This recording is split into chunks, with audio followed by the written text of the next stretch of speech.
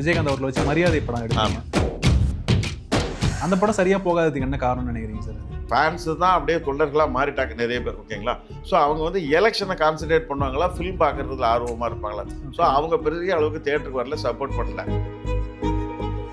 மீனா வந்து அதுல இந்த மாதிரி ஒரு கேரக்டர் நெகட்டிவா கேரக்டர்னா அவங்களோட சொல்லி அவங்கள்ட்ட அந்த கேரக்டரை எக்ஸ்பிளைன் பண்ணி அப்படின்னு சொல்லி ஃபுல்லாக டீட்டெயில் சொல்லி அவங்க நடிச்சாங்க. கொஞ்சம் சேலஞ்சிங்காக தான் இருக்கு, நான் அதில் நடிக்கிறேன்னு சொல்லி நடிச்சேன். விஜய் ஆண்டனியை வந்து மியூசிக் எடுத்து வந்திருப்பீங்க அந்த படத்தில். பட் ஆனால் வந்து விஜய் ஆண்டனி வந்து ஒரு டிஃப்ரெண்டான மியூசிக்கை கொண்டு வந்தாரு. பட் ஆனால் நீங்கள் உங்களுடைய டெம்ப்ளேட் குள்ளாரே அடக்கின மாதிரி ஒரு ஃபீல் கொடுத்து என்னுடைய ஆறாவே இருக்காது, ஃபுல்லாக விஜய் ஆண்டனி. இல்லை, ஐ மீன் அந்த கோரஸே இருக்காது, நாக்க முக்க மாதிரி அது அந்த மாதிரிலாம் அந்த மாதிரி டெம்ப்ளேட்ல இல்லையே தவிர இது வேற ஒரு ஸ்டைல். அவர் நல்லா என்ஜாய் பண்ணி தான் பண்ணாரு, எனக்கு ரொம்ப பிடிச்சது. சினிமாவில் வந்து சினிமாவை எடுக்கிற படங்கள் வந்து பெருசா நிறைய மாதிரியான வந்து அந்த டைம்ல வந்து கரெக்டான கதை இப்படிலாம் வந்து நம்ம சர்வசுந்தரம் அந்த காலத்திலேயே சினிமாக்குள்ள சினிமா எடுக்கிற படமா வந்து ரெக்கார்ட் பண்ணிருக்காங்க. நிறைய கேமியோ மாதிரி அந்த ஃபீட்பேக் கொடுக்குற மாதிரி எல்லா டைரக்டரையுமே உள்ள கொண்டு வந்திருப்பீங்க. பாரதிராஜா வந்து எல்லா டைரக்டரும் இருப்பாங்க, எல்லாருமே எக்ஸப்ட் மணிரத்னம் சார், எல்லா டைரக்டரும் இருப்பாங்க. நான் பண்ண தப்புலயே பெரிய தப்பு, அந்த படத்தை யாருமே போட்டுக்காங்க. இதெல்லாம் நான் ஃபேஸ்புக்கில் இருக்கும்போதெல்லாம் ஒரு நெகட்டிவ் கமெண்ட் கூட வராது, எல்லாரும் அதை பாராட்டி இப்போ எல்லாம் சொல்லாங்க இருக்கும். இப்போ பார்த்தீங்கன்னா வல்கராக ஒஸ்ட்டாக கெட்ட வார்த்தையில் திட்டி ஒரு கமெண்ட் பண்ணிருக்காங்க. நான் யாருன்னு ப்ரொஃபைல் போய் பார்த்தேன். விஜயகாந்த் அவர்களை வச்சு மரியாதை படம் எடுத்தாங்க. அந்த படம் சரியா போகாததுக்கு என்ன காரணம்னு நினைக்கிறீங்க சார்? அது அந்த படம் வந்து ஏப்ரல் 24 ரிலீஸு, அப்படியே மே 9 கிட்டத்தட்ட ஒரு 15 நாள் கழிச்சு வந்து எலெக்ஷன், பார்லிமெண்ட் எலெக்ஷன் வருது. அப்போ விஜயகாந்த் சார் வந்து தனியாக நிற்கிறார், கேப்டன் அலையன்ஸ் எதுவும் கிடையாது. அப்போ அவருடைய ஃபேன்ஸு தான் அப்படியே தொண்டர்களாக மாறிட்டாங்க நிறைய பேர், ஓகேங்களா? ஸோ அவங்க வந்து எலெக்ஷனை கான்சன்ட்ரேட் பண்ணுவாங்களா, ஃபிலிம் பார்க்குறதுல ஆர்வமாக இருப்பாங்களா? ஸோ அவங்க பெரிய அளவுக்கு தியேட்டருக்கு வரல, சப்போர்ட் பண்ணல. ஆனாலும் கூட சொல்கிறேன், எனக்கு ரொம்ப பிடிச்ச படம் மரியாதை. மீனா வந்து அதுல இந்த மாதிரி ஒரு கேரக்டர் நெகட்டிவா கேரக்டர்னா அவங்களோட சொல்லி அவங்கள்ட்ட அந்த கேரக்டரை எக்ஸ்பிளைன் பண்ணி, இப்போ அதுவே வானத்தை போல நடிக்கும் போது உங்கள் கேரக்டர் நல்லா என்ன கேரக்டர்லாம் நான் சொல்லலை, டீட்டெயிலாக சொல்லலை. ஆனால் மரியாதையில் வந்து உங்கள் கேரக்டர் நெகட்டிவ் கேரக்டர் தான் அப்படின்னு சொல்லி ஃபுல்லாக டீட்டெயில் சொல்லி அவங்க நடித்தாங்க. கொஞ்சம் சேலஞ்சிங்காக தான் இருக்குது, நான் அதில் நடிக்கிறேன்னு சொல்லி நடித்தாங்க. விஜய் ஆண்டனியை வந்து மியூசிக் எடுத்து வந்திருப்பீங்க அந்த படத்தில். பட் ஆனால் வந்து விஜய் ஆண்டனி வந்து ஒரு டிஃப்ரெண்டான மியூசிக்கை கொண்டு வந்தாரு. பட் ஆனால் நீங்கள் உங்களுடைய டெம்ப்ளேட் குள்ளாரே அடக்கின மாதிரி ஒரு ஃபீல் கொடுத்து சார். அது அதே RR8 வர மாதிரி உங்க ஸ்டெப் பழைய என்னுடைய RR இருக்காது, ஃபுல்லாக விஜய் ஆண்டனி. இல்லை, ஐ மீன் அந்த கோரஸே இருக்காது. நீங்கள் மரியாதை சரியாக பார்க்கல, ஒரு இடத்துல கூட இருக்காது. ஒரே ஒரு இடத்துல மட்டும் அந்த மீரா ஜாஸ்மின் வந்து நைட்டில் தூங்கும்போது இவங்க தலையணி எடுத்து அவளுக்கு பெட்டு மாதிரி போட்டு படுக்க வைக்கும்போது அதை பார்த்துட்டு இந்த தலையணி அவங்களுக்கே தெரியாமல் நைட்டில் எடுத்து தலையை வைப்பாங்க. அங்கே மட்டும் ஒரு க்ளோஸ் ஹம்மிங் வரும், அதுவும் ரொம்ப ரொம்ப கொஞ்ச நேரம் தான் வரும்.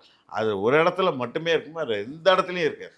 ஏன்னா எனக்கு வந்து விஜய் ஆண்டனியோட மியூசிக் இன்னும் ப்ராப்பராக உள்ள 8 வரலையோ. இல்லை, அந்த பாட்டு ஹிட்டு தான். அதில் வந்து எனக்கே ரொம்ப பிடிச்ச பாட்டு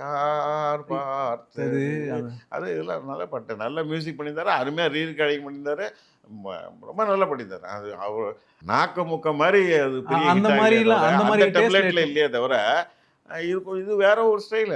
அவர் நல்லா என்ஜாய் பண்ணி தான் பண்ணாரு, எனக்கு ரொம்ப பிடிச்சிருந்தது. மியூசிக் வைஸ் அது நல்ல படம். குக்கிங்ல அம்பிகாவுமே வச்சு நல்லா இருந்தது, நல்ல இது இருந்தது. ரமேஷ் கண்ணாவுமே அந்த த்ரூ அவுட் அந்த படம் வரைக்கும் காமெடி, நல்ல காமெடியா இருக்கும். அதில் சார் நினைத்தது யாரோ வந்து டோட்டலா நீங்க உங்களுடைய ஸ்டைல்ல இருந்து டோட்டலாவே வேற மாதிரியான ஒரு படமா எடுத்துன்னு வந்தீங்க. எதனால நீங்க வந்து ஃபேமிலி டிராமால தான் வந்து நீங்க உங்களுடைய பெஸ்ட் கொடுத்துருக்கீங்க. டோட்டலா இந்த மாதிரி எடுத்தோமே இல்ல, அது சென்னை காதலுமே அதே மாதிரி டோட்டலா வேற மாதிரியான. நினைத்தது யாரோ வந்து எனக்கு இப்போ நீங்க படமா பாத்தீங்கன்னா செகண்ட் ஹாஃப் ரொம்ப நல்லா இருக்கும் அந்த படம். அதில் நான் பண்ண தப்பு என்னன்னா, ஒரு தேவையில்லாத ஃபுட்டேஜ் ஃபர்ஸ்ட் ஒரு 20 மினிட்ஸ் அது தப்பு, அது பண்ணிடக்கூடாது.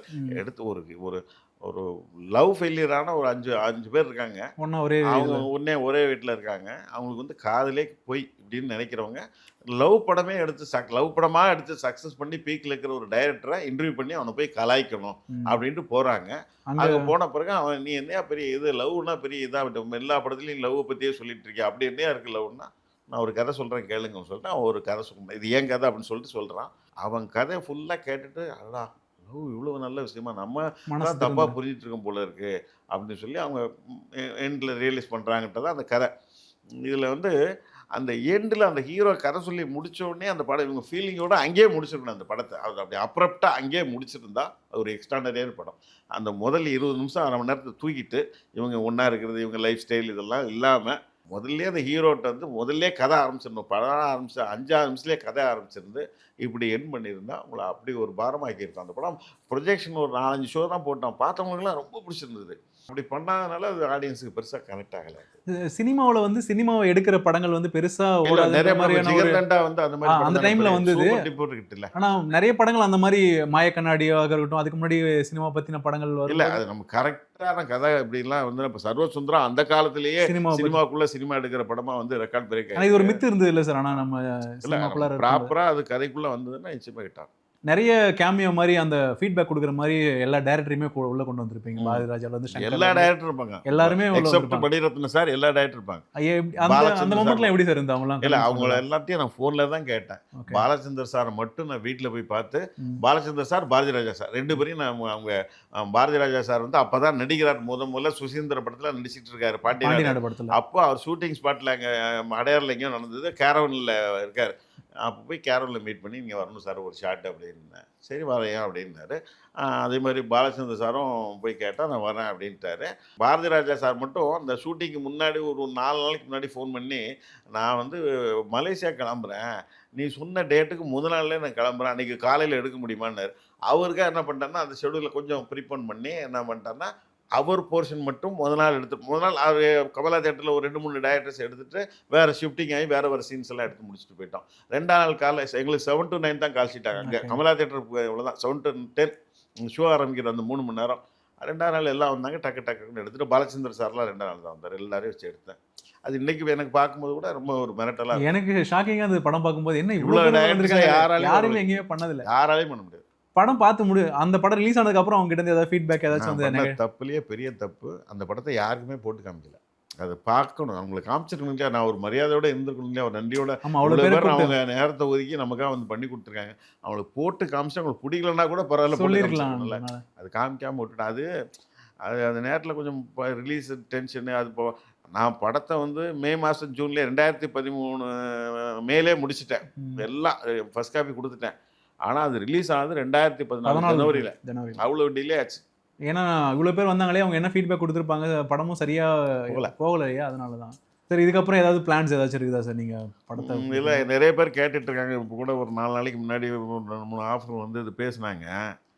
நான் கொஞ்சம் ஹெல்த் இஷ்யூஸ்லாம் இருக்குது, இதெல்லாம் சரியாயிட்டு. ஏன்னா ஷூட்டிங் ஸ்பாட்டில் நான் ரொம்ப ஆக்டிவாக இருப்பேன். அது கூட யாரோ ஒருத்தர் அன்றைக்கி நான் ஏதோ ஒரு 2-3 மாதம் முன்னாடி இன்ஸ்டாகிராமில் ஏதோ ஒரு போஸ்டிங் போட்டிருந்தேன். அதை ஒருத்தர் கமெண்டில் அந்த போஸ்டிங் பற்றி எதுவுமே சொல்லாமல் நான் வந்து பார்த்தேன் சார், நான் மெட்ராஸுக்கு வந்த புதுசில் ஒரு நாள் பீச்சில் காலையில் போனேன். காலைல வந்துட்டு இருந்தேன் நான் யூனிவர்சிட்டிக்கு, மெட்ராஸ் யூனிவர்சிட்டிக்கு வந்துட்டு வந்தேன். அந்த ரோட்டில் வந்துட்டு இருந்தால் நீங்கள் புதிய மன்னர்கள் ஷூட் பண்ணிகிட்ருக்கீங்க. அப்போ ஸ்டெடிகேம் கேமரா வந்து ஒருத்தர் துரத்திட்டு ஓடுற மாதிரி ஓடுது, நீங்களும் கூடவே ஓடுறீங்க.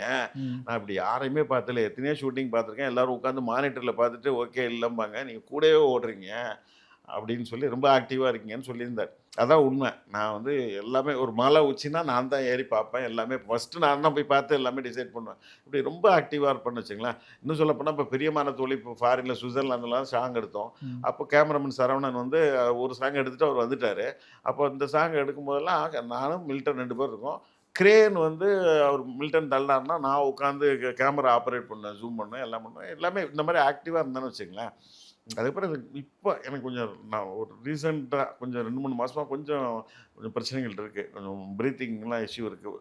மாதிரி இதெல்லாம் கொஞ்சம் சரியாகணும். சரியானா தான் டைரக்ஷன் பற்றி திங்க் பண்ண முடியும். இன்னொன்று ஒரு பல இதில் சொல்லிட்டேன். என் ஒய்ஃப் கிட்ட ஒரு இருக்காங்க. ஸோ இப்போ என் பையனும் நடிக்கிறான். அப்போ 2 பேருமே நாங்கள் வெளியில் போயிட்டோம்னா ஒய்ஃபை யார் பார்த்துக்கிறதுன்ற ஒரு கேள்வி இருக்குது. இதெல்லாம் கொஞ்சம் பிரச்சனையாக டைரக்ஷனுக்குள்ளே போகாமல் நடிக்கிறத நீங்கள் நல்லா நடிக்கிறீங்க. உங்களுக்கு இல்லை, அது சொன்னால் நம்ப மாட்டீங்க. ஒரு வாரத்துக்கு முன்னாடி ஒருத்தர் எனக்கு காலில் ஃபோன் பண்ணார். ஃபோன் பண்ணி சார் இந்த மாதிரி ஒரு படம் இப்போ ரீசெண்டாக ஒரு 6 மாதம் முன்னாடி ரிலீஸ் ஆகி ஓரளவு ஓடி இருக்கு. அந்த படம் நான் டைரக்டர் சார், நீங்கள் உங்கள்கிட்ட ஒரு டைம் வேணும், ஒரு அப்பாயின்மெண்ட் வேணும் சார், ஒரு கதை நரேட் பண்ணணும். நான் உடனே சரி நம்ம பையன் தான் நடிச்சிட்ருக்கேன், அவன்கிட்ட நரேட் பண்ணும் போல இருக்கணும்னு சார் நான் என் சன்ட்டை கேட்டு சொல்கிறேன் அப்படின்னு சொன்னேன். இல்லை சார் நீங்கள் தான் சார் கதையை கேட்கணும் அப்படின்னாங்க. இல்லைங்க நான் கேட்குறத விட என் பையன் கேட்டால் தானேங்க கரெக்டாக இருக்கும், அவன் தானே நடிக்க போகிறான் அப்படின்னா. இல்லை சார் நீங்கள் தான் சார் நடிக்கணும், உங்களை வச்சு தான் சார் கதை பண்ணியிருக்கேன், நீங்கள் தான் சார் ஹீரோ. ஒரு பிரகாஷ் ராஜ் நடித்த மாதிரி ஒரு மிடில் ஏஜ் கேரக்டர் சார், இதை வச்சா ஃபுல் கதை, நீங்கள் நடிங்க சார் அப்படின்னாரு. அப்புறம் சொல்லிட்டேன், உங்களுக்கு ஹெல்த் இஷ்யூஸ் இருக்கிறனால நடிக்க முடியாது. அதுக்கு ஆக்சுவலாக ஒரு 10 வருஷம் முன்னாடியே அந்த ஒரு படம் வந்து அந்த கௌரவம்னு ஒரு டைரக்டர் வந்து உதயநிதி ஸ்டாலினுக்கு அப்பாவாக நடிக்கணும்னு சொல்லி ஒரு கதை சொன்னார். அப்போவே எனக்கு ஹெல்த் கொஞ்சம் முடியாதுங்க, நான் டைரக்டர் சஸ்பென்ஷனை விட ரொம்ப ஆக்டிவாக இருக்கேன், அதனால் இப்போ இதை விட்டுட்டு நான் அங்கேயும் நடிக்க வர முடியாதுன்னு சொல்லி இப்போ அதுவும் இது பண்ணேன். அப்போ நிறைய படங்கள் நடிக்க வாய்ப்பு வந்தது, அப்பப்போ எல்லாமே அவாய்ட் பண்ணிட்டேன். சார் சோஷியல் மீடியாவில் நீங்கள் ஆக்டிவாக இருக்கிறீங்க இப்போ இல்லை, இப்போ ரீசெண்டாக ஒரு நான் 2-3 கமெண்ட் எங்கள் பேஜுக்கே ஜெயமேக்ஸ் பேஜுக்கெலாம் நிறைய பாடலாம் பாட்டு கமெண்ட்லாம் கொடுத்துருங்க. எப்படி சார் சோஷியல் மீடியாவெலாம் எப்படி பார்க்குறீங்க? இல்லை, நான் ஆக்சுவலாக ஒரு 10-12 வருஷம் முன்னாடி இன்றைக்கி 2011-12 ரொம்ப ஆக்டிவாக இருந்தேன். ஒரு 2-3 நாளைக்கு ஒருக்கே அப்போ இளமை நாட்கள்னு ஒரு படம் பண்ணிட்டு இருந்தேன். ஏதாவது ஒரு வேறு போஸ்ட்டு, இப்போ எம்ஜிஆர் அமெரிக்காவிலேருந்து திரும்பி அந்த கிட்னி ஆப்ரேஷன்லாம் பண்ணிட்டு வந்தார்ல, இதை பற்றிலாம் பல போஸ்ட்டு போட்டுட்டு இருப்பேன். அப்போ நிறைய அதுக்கு தான் பயங்கர லைக்ஸ் வரும், எல்லோரும் சொல்லுவாங்க. அப்படி நிறைய இன்சிடெண்ட், நான் தண்ணீர் பார்த்த அந்த சம்பவங்கள் இதெல்லாம் பற்றி நிறைய எழுதி ஒவ்வொரு வாரம். அப்போ ரைட்டிங் மட்டும் ரைட்டப் மட்டும்தானே, அது பண்ணிக்கிட்டே இருப்பேன். அதுக்கப்புறம் என்னமோ கொஞ்சம் ஆர்வம் குறைஞ்சிடுச்சு, இந்த சோசியல் மீடியா பக்கமே இல்லை. அதுக்கப்புறம் 2013-14 கொஞ்சம் அப்படியே கொஞ்சம் ஒதுங்கியே இருந்தேன். இப்போ தான் 2025 என் பையன் அப்படின்னு ஆக்டிவாக இருப்பா, ஏதாவது உனக்கு வேணும் அப்படியே ஒதுங்கியே இருக்க. ஆனால் யூடியூப் பார்த்துட்டே இருப்பேன் டெய்லி. என்ன ரிவ்யூ, சினிமா ரிவ்யூ வெள்ளிக்கிழமை வருதுன்னா வெள்ளிக்கிழமையிலேருந்து எல்லாம் பார்த்துக்கிட்டே இருப்பேன். எல்லா ரிவ்யூஸும் கிட்டத்தட்ட ஒரு 10-12 பேர் ரிவ்யூ நான் கன்ஃபார்மாக பார்த்துருவேன். அப்படியே சினிமா அப்டேட் பண்ணிட்டே இருப்பேன். சினிமா தியேட்டரில் தான் படம் பார்த்துக்கிட்டே இருப்பேன், எல்லா படமும். இப்போ இந்த வருஷம் வந்த 281 படமாக என்னமோ வந்திருக்கான். இல்லை, நான் ஒரு 50 படமாவது பார்த்துருப்பேன். எல்லாம் தியேட்டரில் பார்த்த படங்கள் தான். ஓடிடியில் பார்த்த படங்கள் ஒரு 5 படம் தான் இருக்கும். ஓடிடியில் நான் அவ்வளோவா பார்க்க மாட்டேன், எனக்கு தியேட்டரில் தான் பார்ப்பேன். தியேட்டர் கூட யார் சார்? என் பையன் வருவான், இல்லைன்னா என் அசிஸ்டண்ட், பழைய அசிஸ்டண்ட் யாராவது, இப்போ நம்பி நீ டைரக்டர்ஸ் யூனியனில் பொறுப்பில் இருக்காப்புல, யாராவது ஒருத்தர் கூப்பிட்டு போவேன். முந்தியெல்லாம் வந்து நண்பர் திருமலைன்னு ஒரு டைரக்டர், இப்போ ப்ரொடியூசராகவும் இருக்கார்.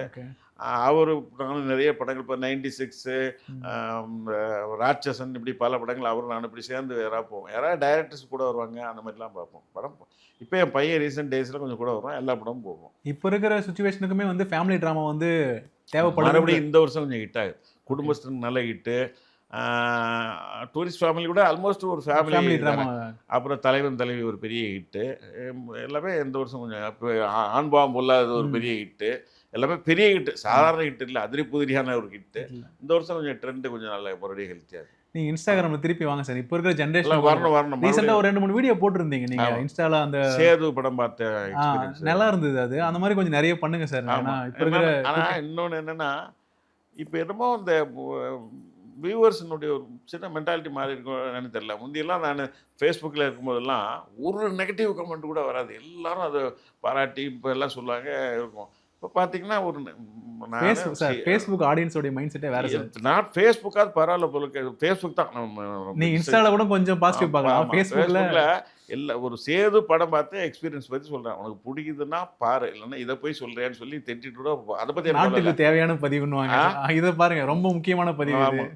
அது ஏதாவது சொல்லிட்டோம், அதை பற்றி பரவாயில்ல, அதை நம்ம ஈஸியாக எடுத்துக்கலாம், ஸ்போர்ட்டிவாக எடுத்துக்கலாம். அதில் ஒருத்தன் 2 வாரத்துக்கு பிறகு தான் நம்ம ஏதோ எதேச்சியாக பார்க்குறேன், ஒருத்தன் வல்கராக ஒஸ்ட்டாக கெட்ட வார்த்தையில் திட்டி ஒரு கமெண்ட் போட்டிருக்கான். நான் யாருன்னு அவன் ப்ரொஃபைல் போய் பார்த்தா அவன் இருக்கும், அவனே ஒரு 60 வயசுக்காரனாக இருப்பான். அவன் திட்டுறான், எனக்கு ஒரு மாதிரி உடனே அவனை இது பண்ணிட்டேன்னு பிளாக் பண்ணிட்டேன். பட் என்னன்னா இவ்வளோ மோசமாக இருக்காங்க, இதை வச்சு கூட ஒரு கதை யோசித்தேன். இப்போ தான் வந்து ஒரு 40+ மேலே இருக்கிறவங்களுக்கு வந்து ஃபேஸ்புக் ரீச் போயிருக்கு. ஸோ அவங்க தான் இப்போ ஃபேஸ்புக் வந்து 18 to ஒரு 15 to 30-35 வரைக்கும் ஃபேஸ்புக் ரொம்ப ரேராக பார்க்கறதில்ல. 45+ மட்டும் தான் பார்க்கலாம். ஏன்னா அவங்க வந்து இந்த வந்து இன்ஸ்டாக்கு வந்துட்டாங்க, எல்லாம் ட்விட்டர் இந்த மாதிரி போயிட்டாங்க. ஒரு இன்டலெக்சுவல் கொஞ்சம் ஒரு மாதிரி இருந்தால் ட்விட்டர் கொஞ்சம் அதை கரெக்டாக ஃபாலோ பண்ணிட்டே இருக்காங்க. நிறைய பேர் இன்ஸ்டாகிராம் ஃபாலோ பண்ணுறாங்க. உங்கள் கமெண்ட் வீடியோன்னு சார், நீங்கள் ரேண்டமாக ஏதோ ஒரு வீடியோ போய் உள்ளே போய் பார்த்தாலுமே ஒரு பூமரான ஒரு கமெண்ட் இருக்கும், இல்லை எதத்தனமாக சம்மந்தமே இல்லை இருக்காது. நாட்டுக்கு தேவையான இப்போ நியூஸில் போய் பார்த்தீங்கன்னா கூட இது நியூஸ் தான், ஒரு கண்டென்ட் நியூஸாக போடணுன்ட்டு தான் போடுவாங்க. இது ரொம்ப தேவையா இது அப்படின்ற சம்மந்தம், அது அவங்களுடைய மென்டாலிட்டி. அது நம்ம காதில் வாங்கிக்காம நம்ம போயிட்டு இருக்கோம். சார் ரொம்ப நன்றி சார், நிறைய விஷயங்கள் ஏன்னா உங்க கூட ஷேர் பண்ணிக்கிறது ரொம்ப சந்தோஷமா இருந்தது. சின்ன வயசுல இருந்து பார்த்த ஒரு டைரக்டர், அவர் கூட இவ்வளவு நேரம் ஸ்பெண்ட் பண்ணதே ஒரு மிகப்பெரிய சந்தோஷமா இருக்கு சார். இவ்வளவு நேரம் ஸ்பெண்ட் பண்ணது ரொம்ப நன்றி. இந்த இவ்வளவு நேரம் எனக்காக இந்த நேரத்தை ஒதுக்கி நீங்க பேட்டி கேட்டதுக்கு ரொம்ப நன்றி. தேங்க்யூ.